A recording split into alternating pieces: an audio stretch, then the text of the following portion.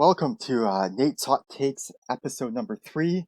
This episode, I'm going to be discussing the Conservative Party of Canada leadership race and also my thoughts on the current state of the People's Party of Canada, which I currently support, after what happened in the last CPC leadership race and the events that followed in the year and a half, which led to Maxime leading the Conservative Party of Canada and forming the People's Party of Canada.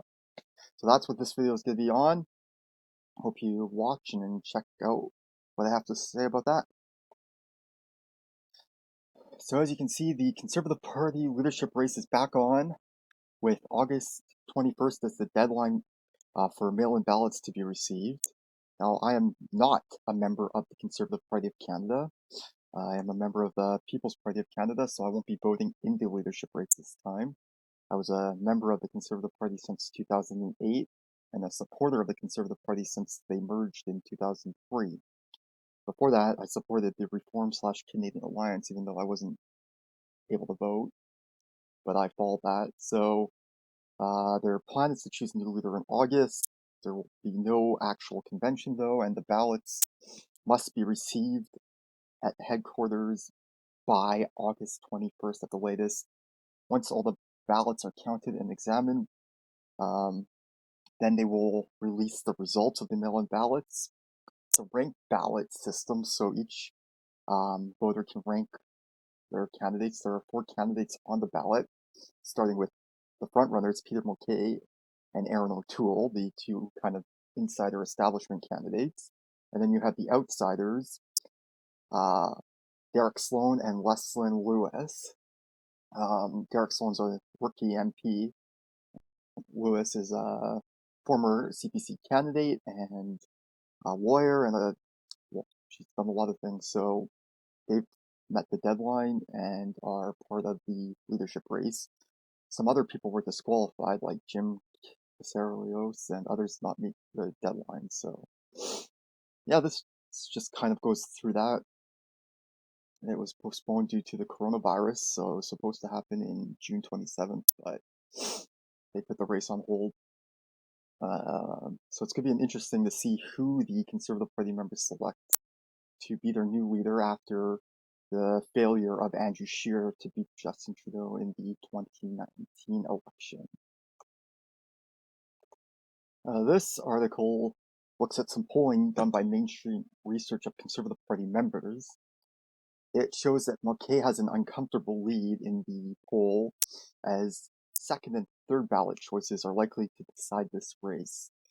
With the ranked ballot system and the leadership contestant needing to get over 50% of the points available, as each riding is worth 100 points, it's going to be down to the wire, likely between Peter MacKay and Aaron O'Toole, with the outside candidates, the more social conservative and less establishment candidates, playing the role of either kingmaker or spoiler, whatever you would have called it, as Peter MacKay is kind of floundering. His campaign has been floundering around, and it looks like O'Toole has more second and third ballot support. As you can see, short of a massive first ballot lead, MacKay is vulnerable, and without support from social conservatives, could lose the leadership. So it's looking like it's going to come down to the wire, and it's going to be a very close race again, like we had last time when Maxime lost to Andrew Scheer on the 13th ballot by a point spread of Scheer got 51% of the points available, and Bernier got about 49% of the points available after the 13th ballot. And it's looking like it will go to the final ballot here, which would be 3 ballots. As we look, MacKay has 40% on the first ballot of voters who were surveyed, of CPC members who were surveyed. O'Toole 34, Lewis 9, Sloan 5, and 13% are undecided. So that's the leadership voting intentions for the first choice. And then if you look at decided voters only, if you take out the undecided, MacKay would jump up to 45%. But those second place votes are going to be critical. Also, the regions will be critical since each riding's worth 100 points. A riding with 5,000 conservative members is worth the same as a riding with 50 conservative members.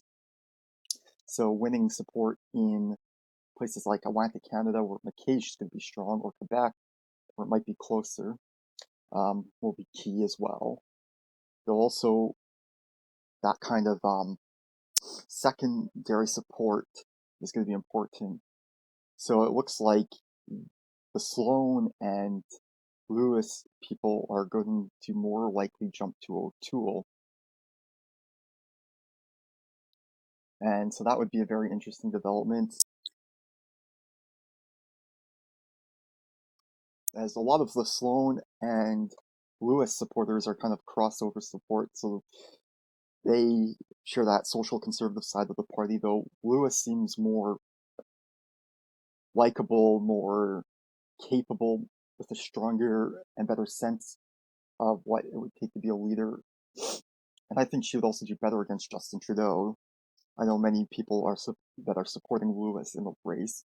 I also know many people that are supporting O'Toole and McKay, and even some Sloan supporters. So it's going to be a very interesting race, but I don't think that Lewis or Sloan can upset the establishment. As we can see, it looks like either one of McKay or O'Toole could win on the final ballot using the research polling numbers that have been aggregated here. So we'll see if the front runner gets taken down. And then we have this as one of the things that could be playing a factor, the internal drama within the Conservative Party, trying to decide who they want to be their leader and what's the legacy of the party.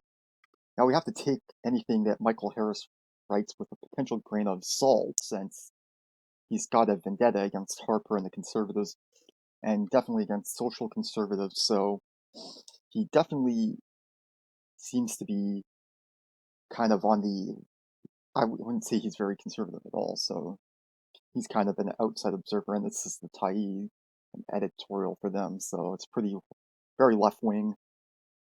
But it does provide some interesting perspective, or at least some interesting observations and comments. You can see Stephen Harper. It's the Harper Party, according to Michael Harris, and the hapless remnants of the Harper Party never learn. They're trailing the Liberals in national polling, and they're trying to select a new leader, but they're bungling it, according to this. They selected Scheer as the karaoke Stephen Harper. And yeah, Harper's political vision, the CPC is an archly social conservative, northern Republican, anti-environment, pro-oil, and meaner than ever.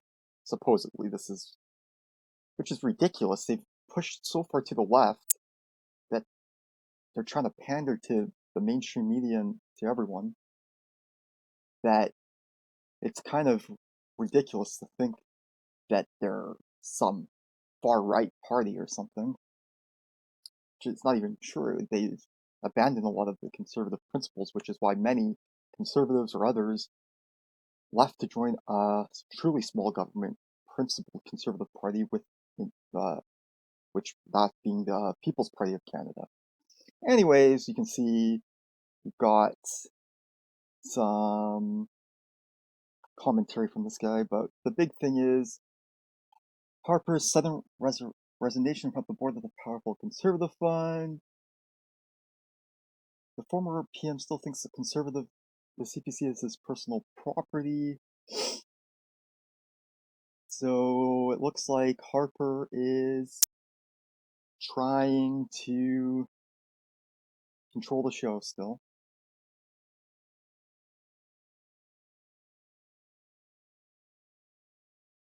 And yeah, well, great. Dustin Van Roe was fired because he vouched for Scheer's expenses. He was the executive director. The fund fired him. No offense, but I mean, they were the ones that he was one of the people that likely was part of rigging the leadership race. So against Bernier in favor of Scheer. I mean, It's just so much just corruption within the party. Yeah, Scheer knows that he got screwed over by everyone from Bernier to Harper, basically everybody. Great, really. Scheer was the one that benefited from Bernier being screwed over in 2017 by, it was rigged in his favor. I mean, he was a puppet, don't get me wrong, he was a puppet of Harper and the people, but then behind that, but that's what the CPC is now, unfortunately. And so their leadership race right now is a bit of a sham. And so there's a bunch of people saying that Harper won't let McKay become the leader because he doesn't want a moderate to take the reins of his creation. So O'Toole was endorsed by Jason Kenney, the Premier of Alberta. Kenney didn't just endorse O'Toole, took McKay to the woodshed. And Kenney was Harper's right-hand man.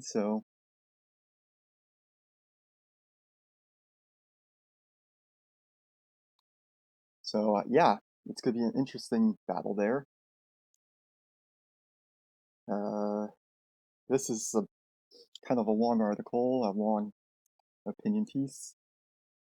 And here we have it. This is going to be a tough one for me to go over objectively because Clinton DeVoe was someone who I worked with in founding the People's Party of Canada. He now left in a manner that left a lot of bitterness and disgruntlement between him and Maxime Bernier. And it's kind of left a big rift there, and there's a lot of stuff that, I mean, I'm not privy to that he would be, because he was working very closely with Bernier, and I was working more remotely for the party and trying to help the party as a supporter. But it's interesting to see what happened in sense that, yes, there was accusations of sheer cheating to win the leadership. DeVoe, I met Clinton actually at the convention in 2018 in Halifax, where Maxime Bernier announced from Ottawa that he was starting his own party, and and Clinton was um, leading a campaign to end supply management and also kind of to recruit support for this new party. So it's going to be an interesting thing to watch. DeVoe thinks that it's deja vu all over again, that it's being stacked against Peter McKay, and that the leadership is being kind of pushed towards O'Toole, that they favor O'Toole, and that O'Toole is the man that is being chosen behind the scenes by the party insiders, the people that control the show, and we shall see. I mean, a lot of the people who I know who control or who are involved, some of them are backing McKay and some of them are backing O'Toole. The establishment people go to the establishment candidates who they think can win. And it's not necessarily always about the conservative principles or anything. It's about electability, getting positions within the party afterwards. So it's going to be interesting to see who ends up on top in this kind of bloodbath. There's not even been a debate. There won't even be apparently a debate between the leadership candidates. So it's just all back and forth on social media and Twitter right now. And the candidates can't even host events to meet with members due to the coronavirus and that shutting down any events. There's been an attack on McKay for being a red Tory. Yeah, so there's also the theory that Harper wanted to regain the leadership, but that the COVID-19 economics of that and the kind of economic situation we're in stopped him. He did not want to deal with what was going on with the deficits and debt now that we are going to be in for the foreseeable future, and which is true, I think. no one, I don't think he would want that. So Adam Richardson, somebody else I worked with on the PPC and before that with the Conservative Party and supporting Max's leadership in 2017. He also has some inside information, and so that's going to be, yeah, you can read this article, this commentary, and see for yourself. So seems like there's an endgame to install O'Toole according to this. Whatever happens, let's hope this time they don't burn the ballots, yeah. And on the final ballot, the far-right candidates, Lewis and Sloan, according to Harris, they're so far-right, they're just, if you support them, you're a bad person, you're supporting because you have different views. That's fine, but I mean, of the 4 candidates that are still in the CPC leadership race, I would go with Lewis, Sloan, maybe I could support. Actually, I think Lewis and Sloan would be my first 2, with O'Toole being 3rd, just to stop McKay. So maybe there is an effort to stop McKay from people that don't want somebody who's a progressive, left-wing, moderate running a Conservative Party, who doesn't really represent a lot of the Conservative base and views. So we shall see what exactly ends up happening there, but yeah, I've gone on a long time now, so we'll see. But yeah, going back to where I am right now, I'm with the People's Party. I'm definitely against Trudeau. As you can see by my shirt, make Trudeau a drama teacher again. But right now, there is no united alternative against Trudeau, and it looks like he can easily win another majority government whenever the next election's called.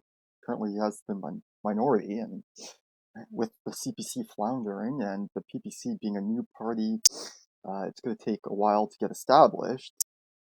That Trudeau and the Liberals are going to be in power for a while, especially considering our first past the post electoral system that favors large parties and overrepresents them in the House of Commons in Parliament. And so we shall see. But where I stand right now, I'm helping out with the People's Party. I'm promoting the People's Party. I'd like to hear more directly from Maxime Bernier. I'd like to see some more results from the organization. I know they have a small team working full time, but I would still like to see certain things in place so that we can be established for when the next election comes, structures in place that would legitimize the party and take away some of the concerns that our opponents have, or our opposition, the critics have, of the People's Party. So I know this is getting a bit long, but that's where I'm going to end it. Thank you for watching. Please like the video, leave a comment. Let me know if you have any suggestions about what you want me to comment on next. Please subscribe to my channel for more updates, and thank you for